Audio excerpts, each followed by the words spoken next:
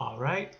So 10.6, we're going to talk about conic sections and polar coordinates. And the reason that we're going to do this is because conic sections come up a lot in real-world applications and things like the way that satellite dishes are made, eyeglasses, etc. A whole bunch of these things. But one of the biggest uses of conic sections is to describe the motion of celestial bodies, so planets and comets and things like that. And it turns out that if an object moves in a gravitational field that's directed toward a fixed point, like the center of the sun, then the path of that object must be a conic section with the fixed point at a focus. So this can be, the movement of celestial bodies, like in orbit around, say, the sun or the moon around the earth or whatever, can be modeled by placing the sun at a focus. The planets, for example, move in elliptical paths. Some comets move in elliptical paths, others go in parabolic or hyperbolic paths, just depending on the initial conditions. But the sun is placed at a focus, right? So for those sorts of applications, it's often desirable to express the equations of the conic sections in polar coordinates with the pole at the focus. And so that's what we're going to do in this section. So this section ties together conic sections, which we studied in 10.2, 10.3, or sorry, polar coordinates, which we studied in 10.2, 10.3, and conic sections, which we did in 10.4 and 10.5. Now, as kind of as a side rant, you may wonder, well, what about 10.1? How does that line up with the rest of this content? And the answer is it doesn't really. 10.1, parametric equations, that's really kind of its own separate topic. It does turn out that some parametric equations describe conic sections, so there's a little connection there. You can also parameterize polar coordinates, so there's a little bit of a connection there, but honestly those connections are pretty weak. It's really its own separate topic, and I think the reason that it was thrown in with this discussion of conic sections and polar coordinates is just because there's really nowhere else to put it, and it is an important topic because in Calc 3 you're going to be dealing with multivariable calculus, so movement in multiple directions. And the way that we deal with that is we deal with parametric, we describe motion in multiple dimensions with parametric equations or vector valued equations, which is pretty much synonymous. So anyway, so that will come up again. You'll be working with parametric equations quite a bit in Calc 3. But anyway, this at least ties together 10.2 through 10.5 in kind of a nice way. So I lifted these theorems straight out of the textbook without any kind of remorse or regret. But they're both good pieces of information. So first of all, if you have a point that moves in the plane determined by some other fixed point called the focus and a fixed line called the directrix, then if the point moves in such a way that its distance to the focus divided by its distance to the directrix is some constant number, e, which we call the eccentricity, then the curve traced out by the point is some type of conic section. And in fact, we can tell what type of conic section it is. If e equals 1, then it's a parabola. If e is between 0 and 1, then it's an ellipse. And if e is greater than 1, then it's a hyperbola. So we'll practice applying this theorem in a second. Proof of this theorem can be found in the textbook. Okay. But this kind of sort of gives you the proof that, celestial objects are going to move in some kind of conic section type of motion. Okay. And then the next theorem says, if a conic section with eccentricity e is positioned in a polar coordinate system so that its focus is at the pole and the corresponding directrix is d units from the pole and is either parallel or perpendicular to the polar axis, then the equation of the conic has one of 4 possible forms depending on its orientation. So if it's something like this, e times d over 1 plus e cosine theta, then the directrix is to the right of the pole, and you get the conic section opening to the left. Now, it's important to note that the conic section doesn't have to be a parabola like what's pictured here. It could be an ellipse, but the ellipse would still go. Let me grab a pencil. The ellipse would still go in kind of in this way, right? Where the other focus might be, over here somewhere. And the same thing for a hyperbola. You'd have one branch going off this way, and then the other branch would be kind of over here, going off this way. All right? Anyway, so that's if you have an equation of the form e times e over 1 plus e cosine theta. If it's a 1 minus cosine theta, then it goes to the right. If it's a sine theta, then it goes down. If it's a 1 minus sine theta, then it goes up. But you'll notice that in all of these, the important thing is this number right here has to be 1. Okay, so if it's not 1, we're going to fix it up so that it is 1. And that'll tell us what orientation we have. And then once we've done that, we'll be able to figure out what E is. And that'll tell us what kind of conic section we have.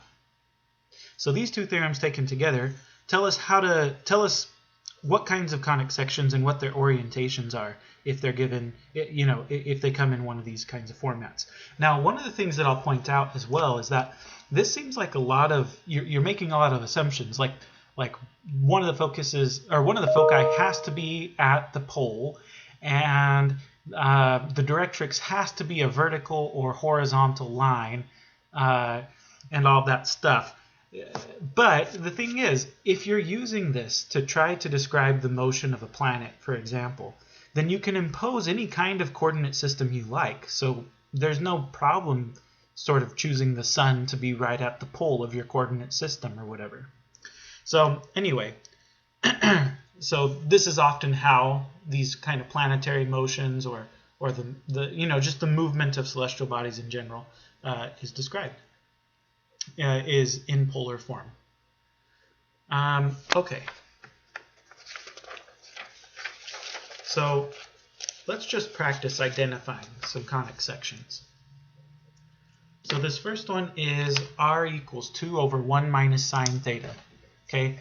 Now if you're trying to identify a conic section where you have like a constant in the numerator and then like a cosine or sine in the denominator, I mean, you know that you can always fix this up to look like one of the forms on the previous page. What you need to do is make sure that this number is 1, and in this case it already is. So if this number is 1, then the coefficient on your trig function is the eccentricity. By the way, e is always a positive number, so we would say e is 1 in this case. So we would say here e equals 1, and therefore this is a parabola. Now, what else can we say about it? It's a 1 minus sine theta, and that means it's a parabola that opens. I believe that means it opens up. Yes, right. When it's of the form 1 minus sine theta in the denominator, then it opens up. The directrix is below, so I guess that's a good way to think about it because it's negative, right? So you think, well, why would it open up? It's because since it's negative, the directrix is below the pole, and so the parabola has to open up. So parabola opens up. Okay, but what do we do with something like part B where this number is not 1? Well, in that case, what we would do is factor out this coefficient.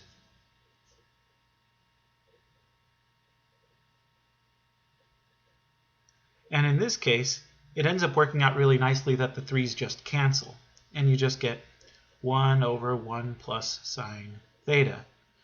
So again, E is 1. It's a parabola.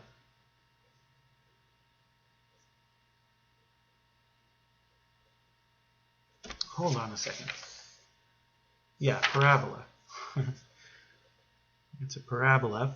This one's going to open down, right?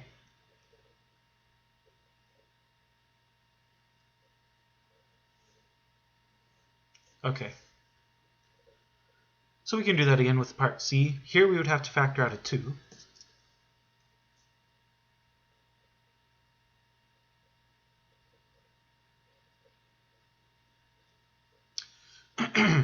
And so that ends up equaling 6 over 1 minus 2 cosine theta. So e is 2 in this case. Now when e is greater than 1, you get a hyperbola, right? When e is greater than 1, you get a hyperbola. So this is a hyperbola. And, okay, it's a 1 minus cosine situation. That means that the directrix is to the left of the pole. Hyperbolas always have two branches, right? So one branch is going to open left, the other one's going to open right. But the directrix here is to the left of the pole. And so, I mean, I think this is the best we're going to say. I mean, it opens left and right. You could say it opens left and right. But kind of the picture is going to be something like this. There's the pole. The directrix is to the left of the pole. And so your hyperbola is going to look something like this. Right? Something like that. Anyway. Okay. And then one more. Here we'd have to factor out a 5.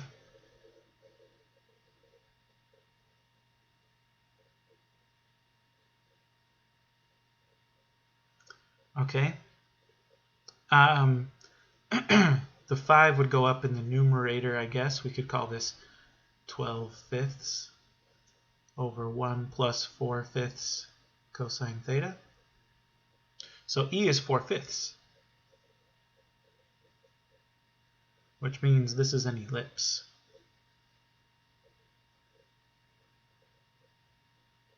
And here, the directrix would be to the right of the pole. So you're going to get something that looks kind of like this, right? So you're going to have a focus at the pole, and the directrix is going to be to the right of it. So then the ellipse is going to look something like that.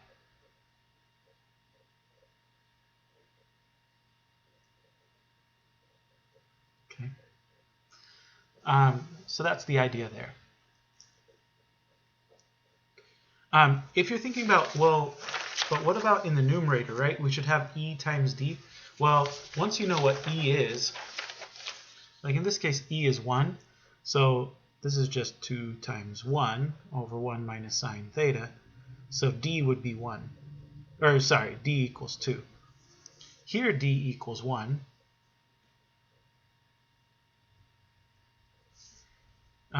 Here, this would be 3 times 2 over 1 minus 2 cosine theta. So e is 2, d is 3, right? And here, oh goodness, you'd have to call this 3 times 4/5 over 1 plus 4/5 cosine theta. So then d would be 3. Okay, anyway. To graph one of these things requires us to know a little bit more information. So we can identify what we've got, but in order to graph it semi-accurately, we need to know a little bit more information about it.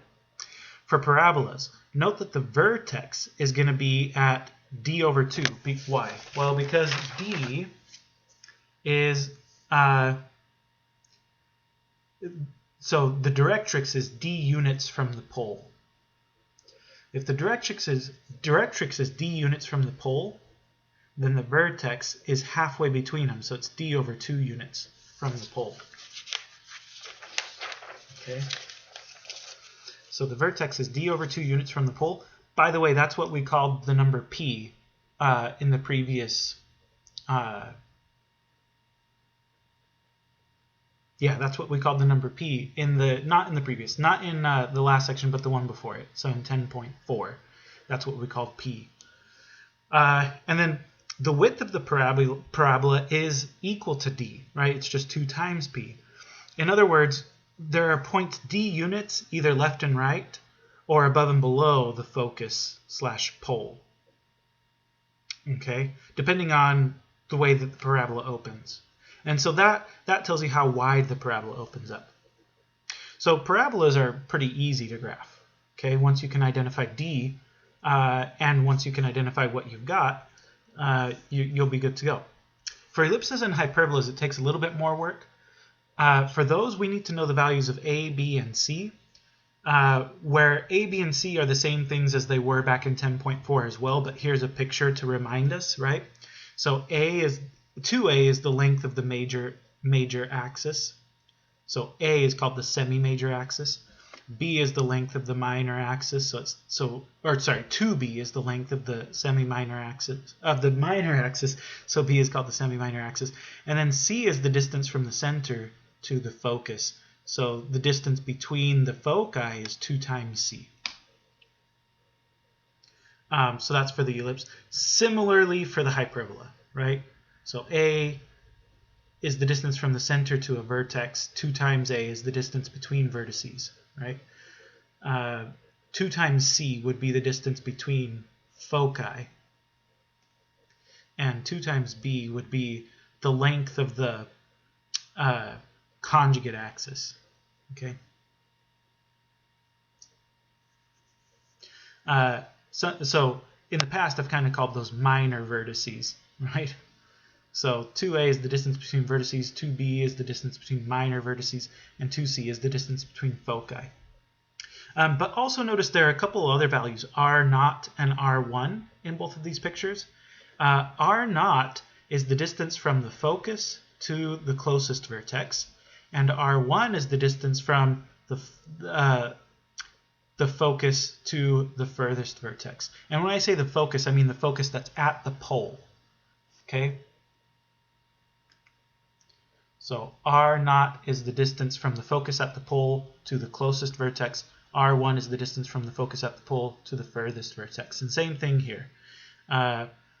It's R0 is the distance from the focus at the pole to the closest vertex, and R1 is the distance from the focus at the pole to the furthest vertex.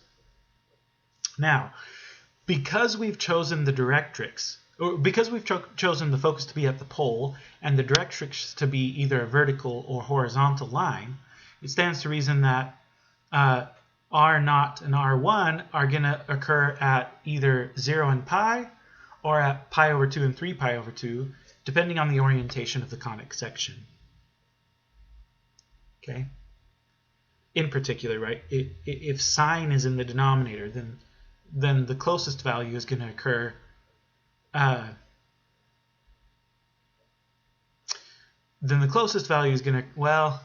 okay, I guess I can't make such a general statement. If sine is in the denominator, it's going to be these two values. If cosine is in the denominator, it's going to be these two values. Because that's when cosine is its biggest and smallest, and this is when sine is its biggest and smallest. Anyway, but why do we care about R0 and R1?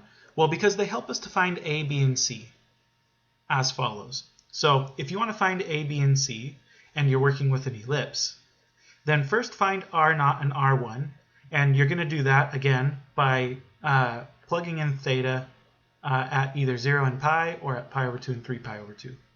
That'll give you R0 and R1. Okay?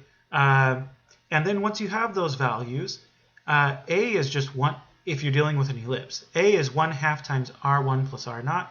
C is 1/2 times R1 minus R0. And B is the square root of R0 times R1.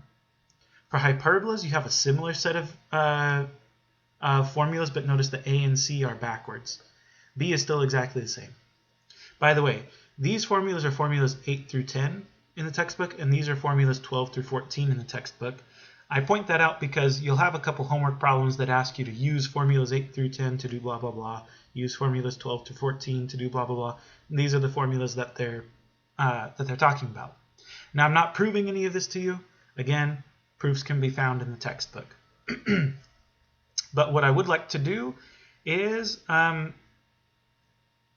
give you a couple examples. Give me a second. Okay. All right, so number 3 says, find the eccentricity and the distance from the pole to the directrix for r equals 5 over 3 plus 3 sine theta, and sketch the graph in polar coordinates.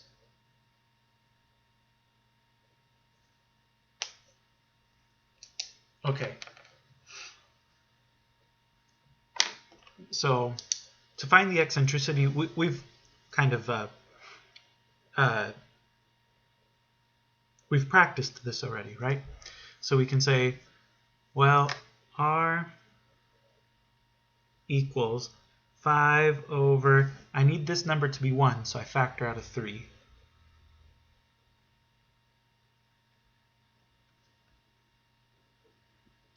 So that equals 5/3 over 1 plus sine theta. So the eccentricity is clearly 1. But we also need to figure out the distance from the pole to the directrix. Well, remember that the directrix is d units from the pole, right? So d is the distance from the directrix to the pole. So I need to rewrite this as something times the eccentricity. Now in this case, the eccentricity is just 1, so that's easy to do, right? This is just 5/3 times 1 over 1 plus sine theta. And so we can see that the eccentricity, E equals 1, and that the distance from the pole to the directrix, D, equals 5/3.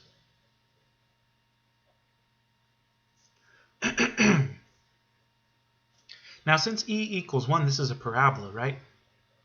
So we need to sketch the graph of this thing in polar coordinates. Well, since D equals 1, or sorry, since E equals 1, this is a parabola. And not only that, but we have a 1 plus sine theta, so that means the directrix is above the pole. So also, the directrix is above the pole.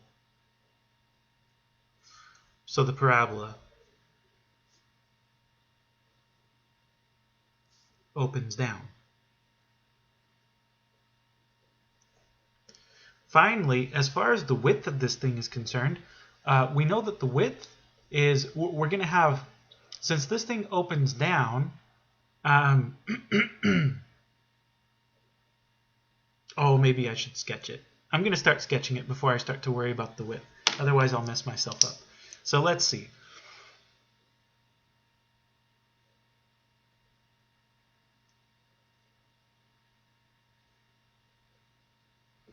Okay.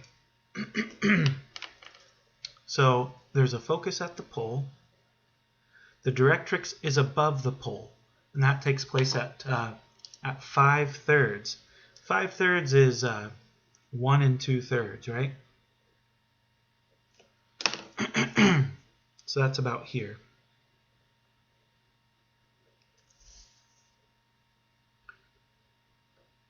That was really bad. It's supposed to be a horizontal line.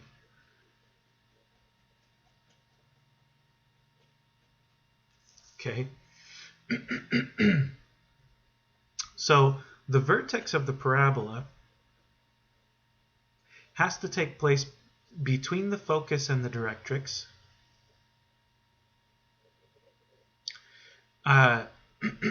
Since the directrix is at 5/3, that means the vertex is going to take place at 5/6. So that's just less than 1. So that's going to be the vertex. And then as far as the width is concerned, at the pole, I'm going to go left and right because this opens this way. And so I'm going to have intersections on the, well, it's not really the x-axis. I'm thinking of this in polar, but I'm going to have intersections here and here, and they're going to take place at 5/3 units. So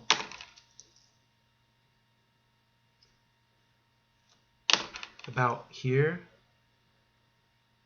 and about here. Okay, so that's the parabola that I get.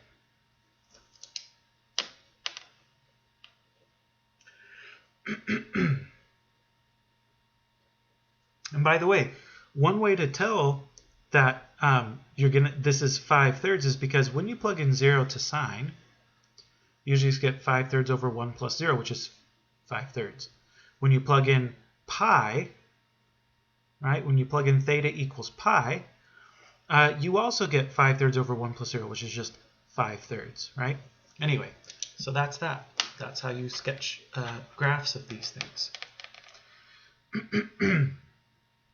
Okay, next one.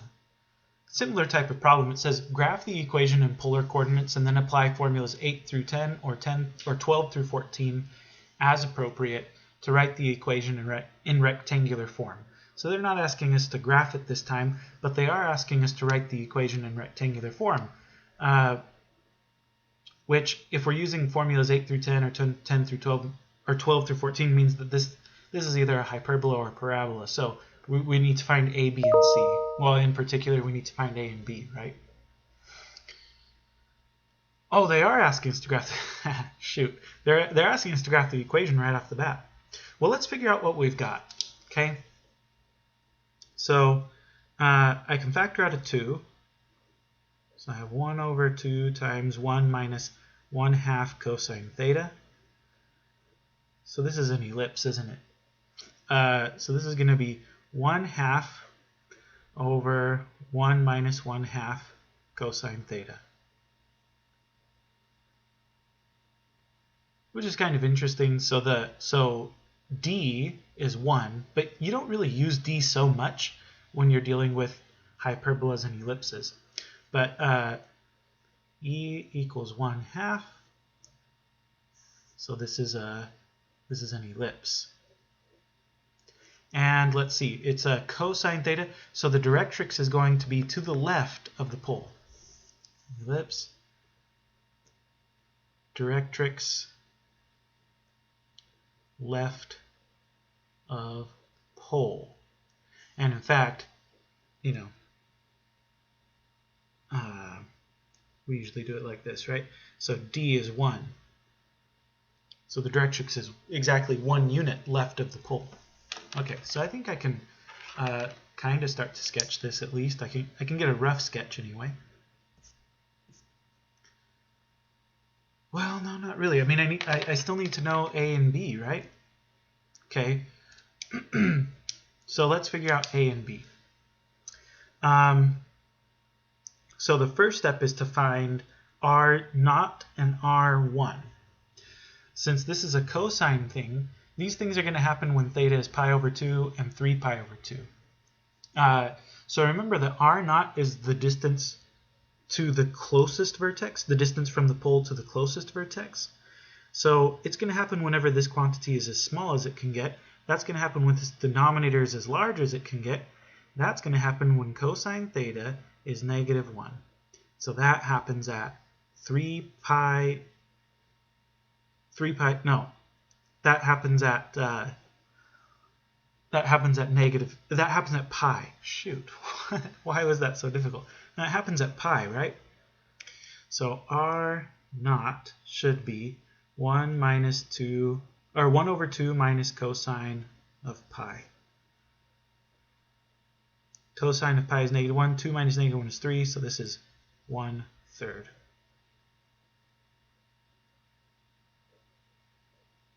Okay, R1 is going to happen when this thing is as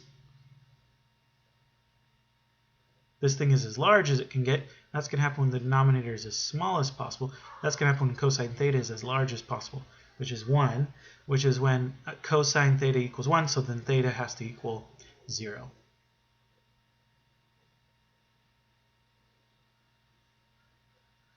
Cosine 0 is 1, 2 minus 1 is 1, 1 over 1 is 1. Okay, so R0 is 1/3, R1 is 1. Now we can use that to find A, B, and C by applying. Now this is an ellipse, so we're going to apply these formulas. So A is 1/2 times R1 plus R0.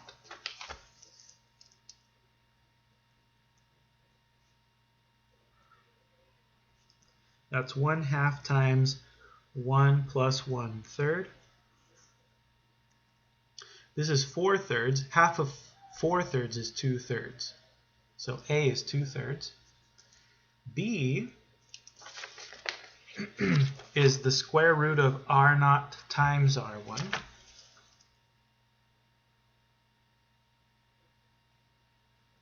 Which is this, in this case, that's the square root of 1/3 times 1. That's 1 over root 3. Or if you rationalize, you could call it root 3 over 3. Either way is fine. Okay. Very good. Do we need to know anything else? Yes. Okay. So in order to write this in rectangular form, we need to know if the major axis is along the x-axis, that would be, A, or along the y-axis, right? So we need to know where to place this. Do we place it under the x squared, or do we place it under the y squared?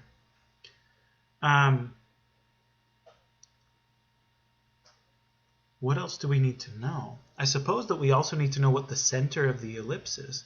Ooh, so that means we're probably going to have to figure out C as well. Okay, let's figure out C. C is 1/2 times r1 minus r0.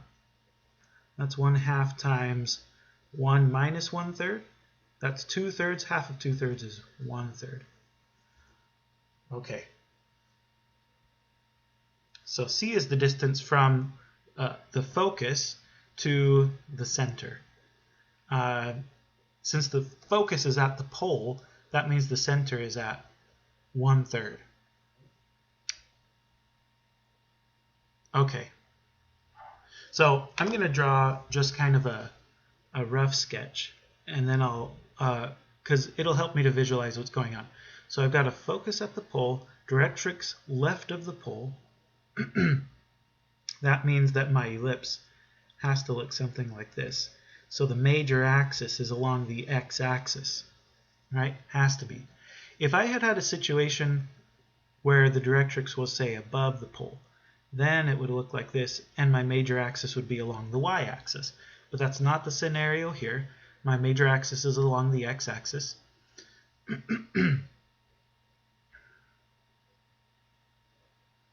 And the center is at 1/3. Okay, so the center is at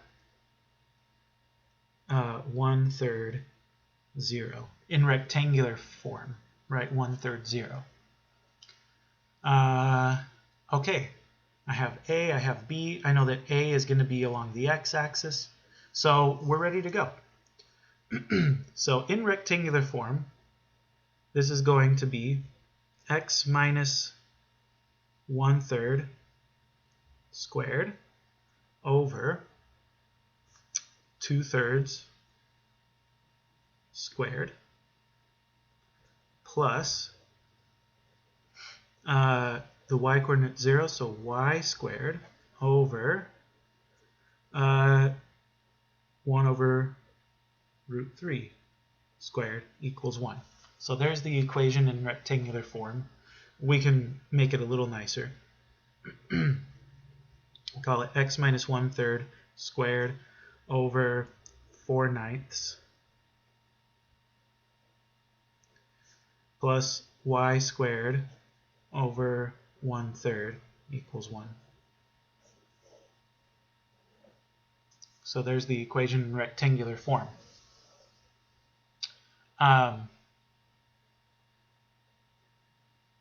Is there anything else I needed to do? Well, I mean, I didn't get a very nice picture. This was a very rough sketch. Now that I have the equation in rectangular form, drawing a nice picture would be really pretty easy. So, I think I'm good there, right? I think I've done what I needed to do. Okay, moving on. Let's do the same thing for this guy. Oh, this is interesting, because this is a parabola, and I don't think I intended that. I think I wanted to do a hyperbola. If I just manipulate it now, let me pause the video so that I can try to fish up a better example. Okay, So I fixed it. It'll be fixed in yours already. Plus I noticed some typos on the front page, so I'll fix all of my errors. But let's do this one. Let's do r equals 15 over 2 plus 8 cosine theta. Okay, so first of all, I can factor out the 2. And then, so then I know that the eccentricity is 4. So this is going to be 15 over 2 times 1 plus 4 cosine theta. So the eccentricity is 4, which is greater than 1, which means this is a hyperbola. And the directrix is to the right of the pole.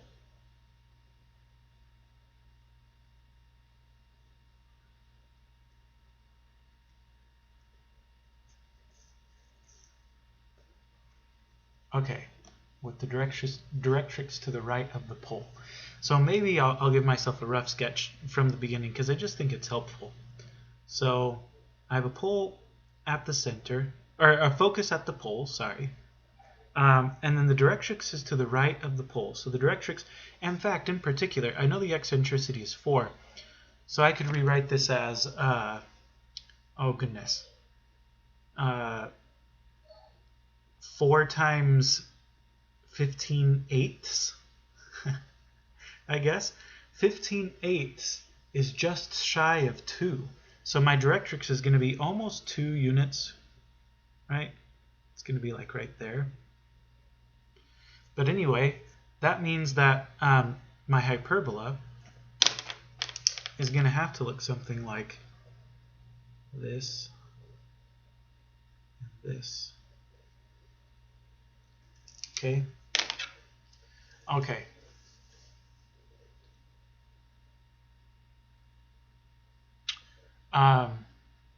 So there's kind of a rough sketch, I guess.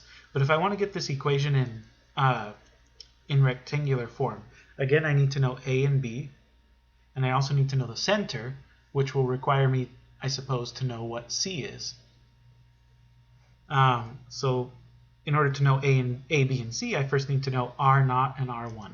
So let's figure out what R0 is. So R0 is going to take place, since this is a cosine thing, okay, it's easier to just look at the original, I think. So R0 is the smallest that this thing can get. That's going to happen whenever the denominator is at its largest. And that's going to happen whenever cosine theta is at its largest, which is at 1. Cosine theta equals 1 when theta equals 0. So this is going to happen at 15 over 2 plus 8 cosine 0. Cosine 0 is 1.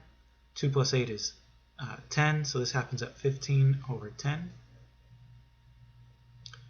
Or in other words, 1.5, right? 3 halves. R1 is going to happen when this thing is its largest. That's going to happen when the denominator is at its smallest. That's going to happen when cosine theta is -1, which happens at pi.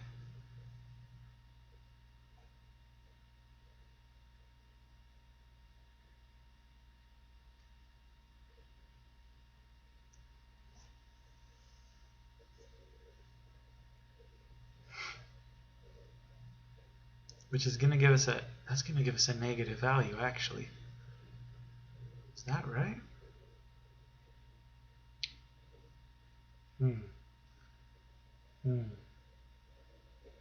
Well, R0 is the distance from the focus at the pole to the closest vertex. So there's R0. R1 should be this thing right here.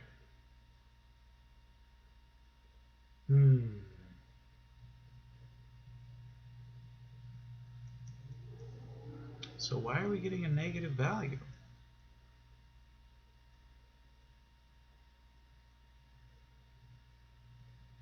Oh, yeah. Oh, well, of course, yeah, because at theta equals pi, we should get a negative r value so that we end up right here, right?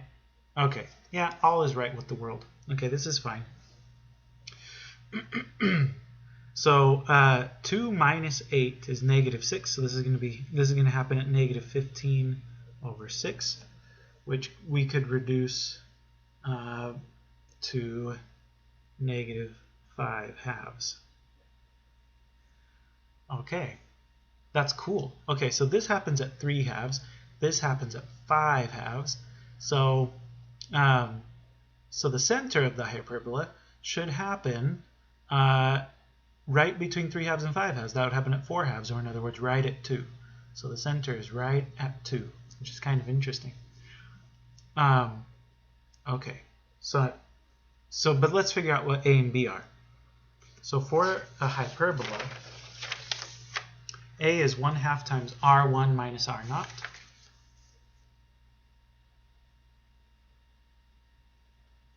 That's going to be 1/2 times R1 minus R0. Man, but why are we getting negative values here?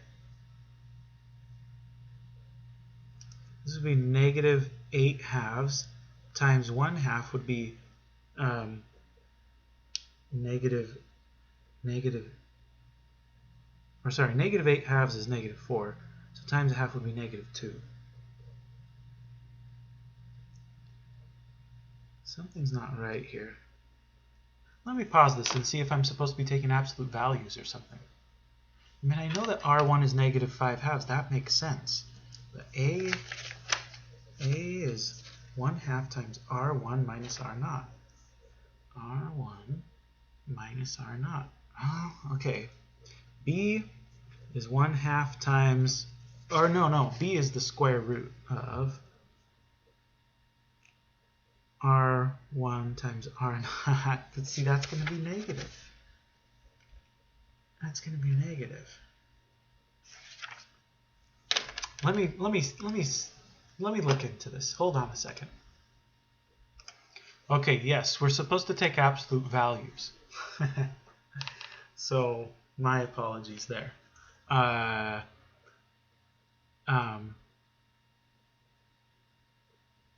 Okay, so R1 is really just positive 5 halves. Okay, good. So 5 halves minus 3 halves is 1. And 1 times 1/2 is 1/2. Okay, so A is 1/2.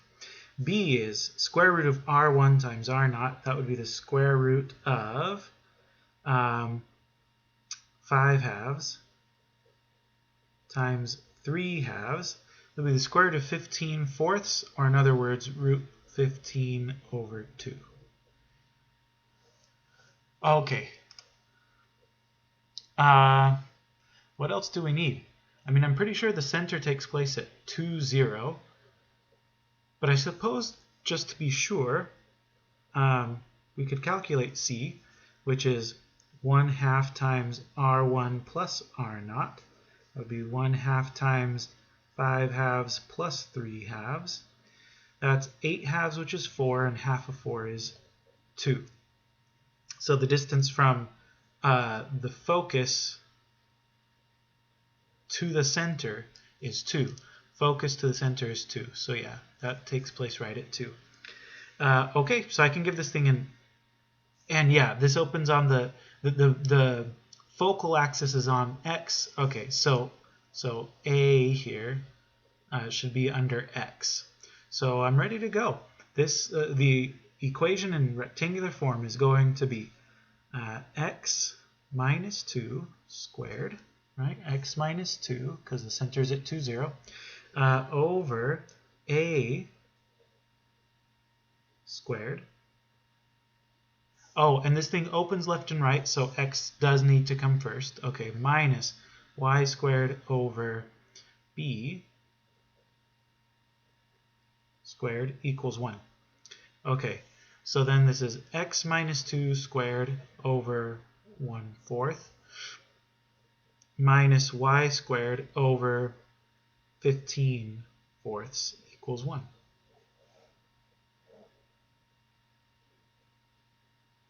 Okay.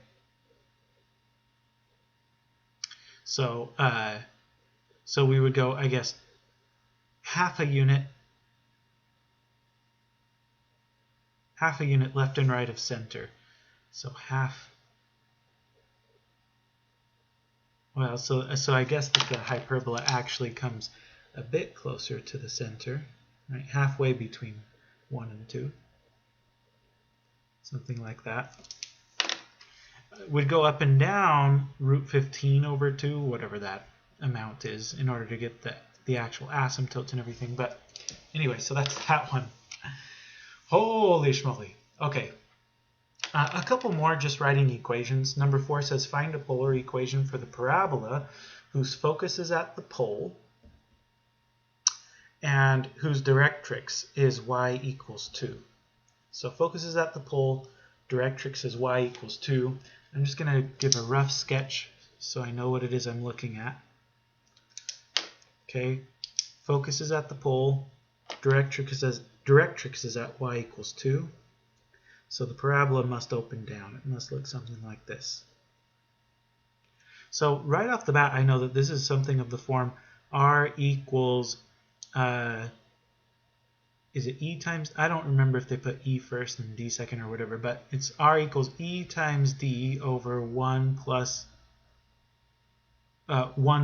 because it's above e sine theta.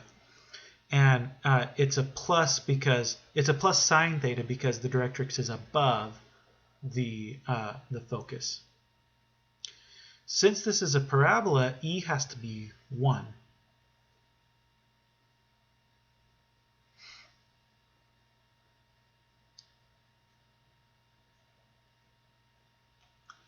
And let's see, since the directrix is 2, d is the distance from the pole to the directrix.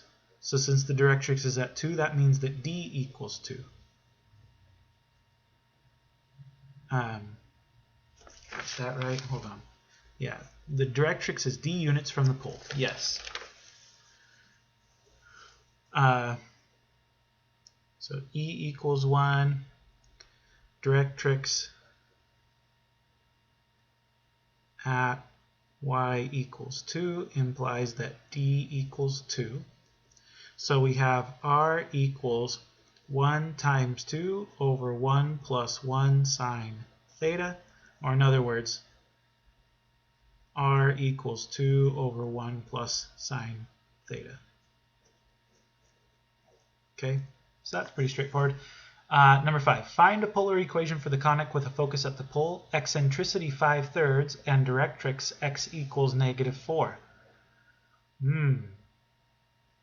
Well, since the eccentricity is 5/3, that's greater than 1, so this is a hyperbola. And again, just to give myself a little rough sketch so I understand a little better what's going on, I've got a focus at the pole, and then I've got the directrix at x equals -4. 1, 2, 3, 4.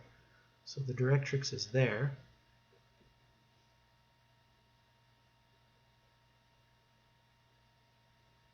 So that must mean that my hyperbola looks something like, something like this.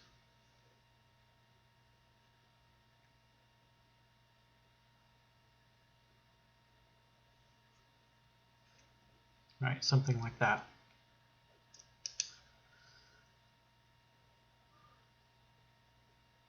Okay. Well, anyway, since the directrix is to the left of the pole, I know that this thing has to look like r equals e times d over 1 minus e cosine theta. I'm given that e is 5/3. Since the directrix is at -4, again, the directrix is the distance from the pole to, or sorry, d is the distance from the pole to the directrix. So directrix at x equals -4 implies that d equals 4. And I think that's all I really need, right? I can just say, all right, so r must be 5/3 times 4 over 1 minus 5/3 cosine theta. I could clean that up a little, right? First of all, I could call this 20/3 over 1 minus 5/3 cosine theta. But for another thing, I could multiply numerator and denominator by 3. Just make it a little nicer. So r is 20 over 3 minus 5 cosine theta. And that's that. Okay, so that's all I wanted to say about that. Now, the book does go over a couple interesting application examples of how this could actually be used in astronomy and stuff. You're welcome to look through those if you like. Personally, I would consider that more part of an astronomy class, so I'm not going to go over it.